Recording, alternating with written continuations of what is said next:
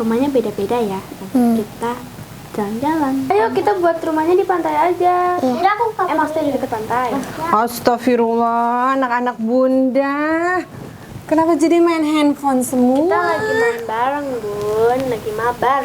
Mabar? Kan ada waktunya buat main handphone kan? Iya. Oh iya deh tuh. Dah, simpan dulu handphonenya. Nah, ini kan ada buku nih.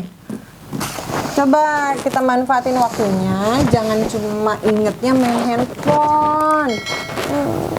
Nih, kita baca buku ini yuk.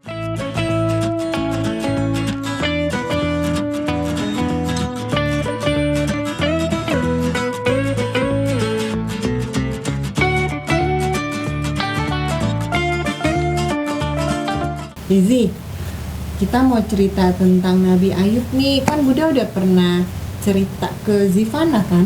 Iya. Tentang kisah Nabi Ayub kan? Kita juga denger kan waktu itu pas mau tidur? Iya. Nah, kalau kakak Nay udah tahu lebih dulu dari sekolah juga kakak Nay ceritain tentang kisah Nabi Ayub.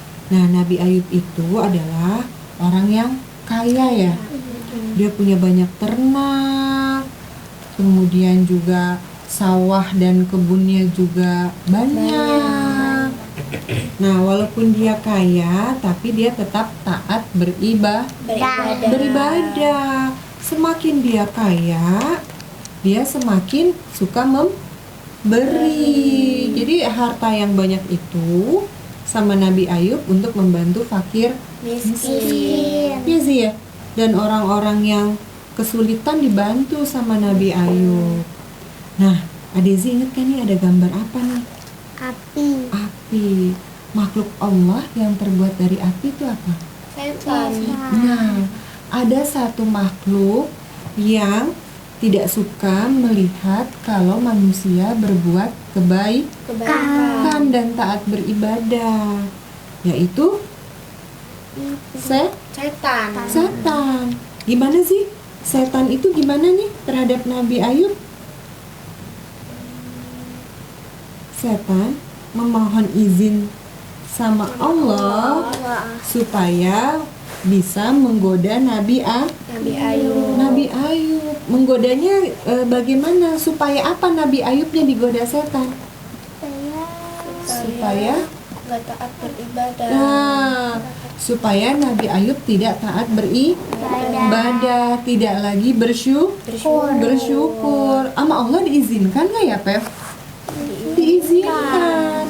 Karena Allah itu maha tahu kalau Nabi Ayub pasti bisa melewati cobaan dari setan. Nah, nih coba lihat gambarnya nih.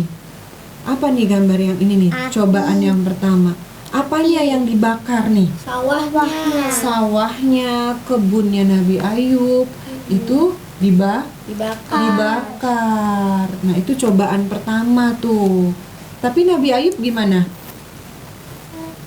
Tetap sabar dan tetap beribadah sama Allah. Nabi Ayub tidak marah dan tidak kecewa sama Allah. Nah, Bunda tanya nih sama anak-anak Bunda, ada berapa macam cobaannya Nabi Ayub?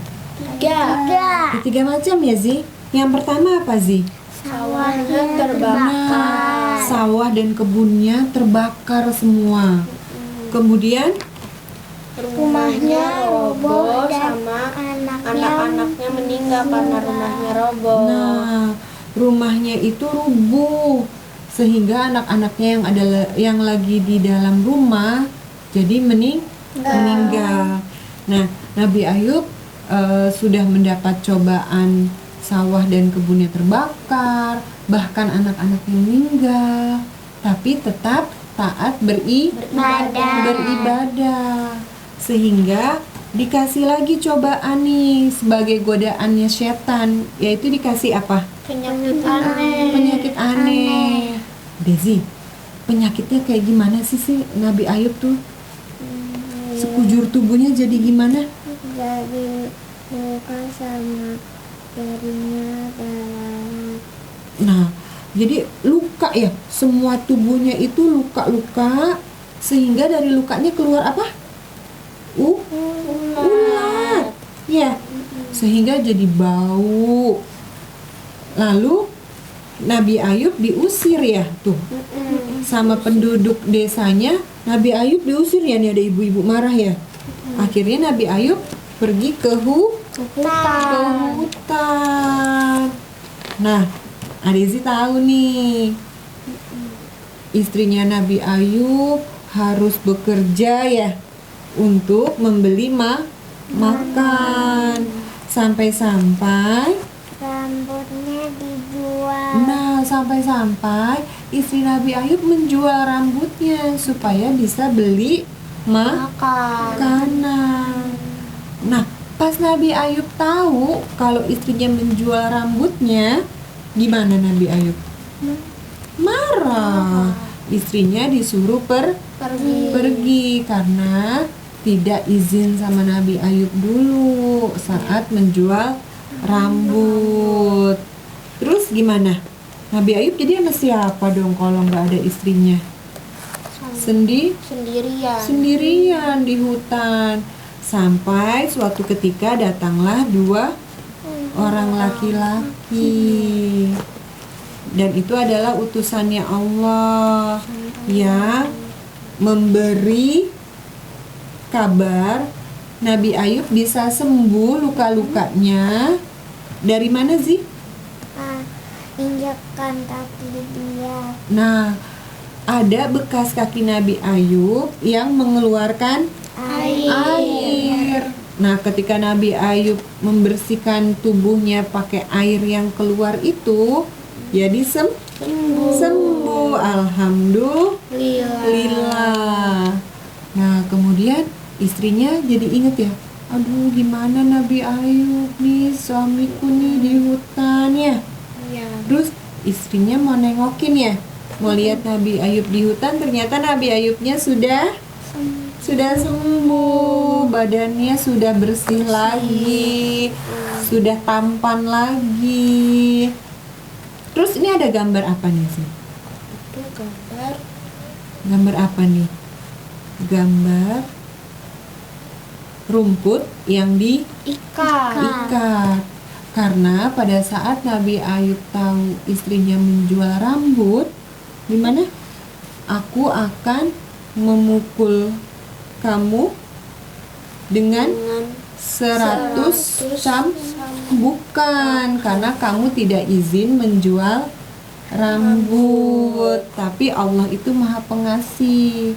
Allah memberi petunjuk, Nabi Ayub bisa memukul istrinya dari rumput yang diikat sebanyak 100 helai. Jadi tidak menyakitkan ketika dipukul ke istri Nabi Ayub.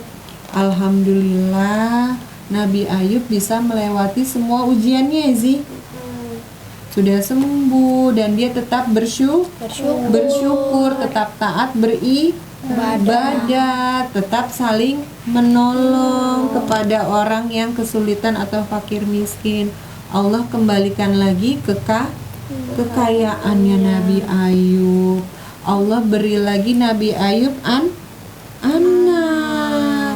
Itulah orang yang sabar ya, sama Allah akan makin disayang. Allah orang yang bisa menjaga ibadahnya, yang selalu taat, maka Allah akan makin sayang. Itulah kisah dari Nabi Ayub. Kita bisa banyak mengambil pelajaran dari kisah ini ya. Kalau kita harus selalu sabar dan taat beribadah. Kita juga harus selalu berbaik sangka sama Allah yang telah memberikan nikmat sama kita ya. Sekian kisah dari Bunda. Jangan lupa like, comment, share, and subscribe.